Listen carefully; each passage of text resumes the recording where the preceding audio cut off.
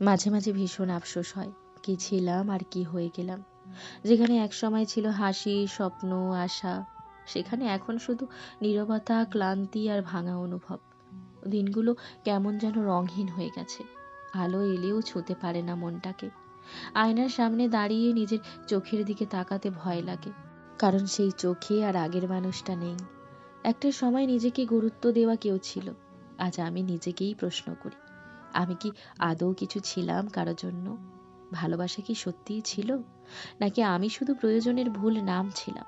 মনে হয় সবাই নিজের মতো করে এগিয়ে গেছে, আমি পড়ে আছি প্রশ্নচিহ্ন হয়ে।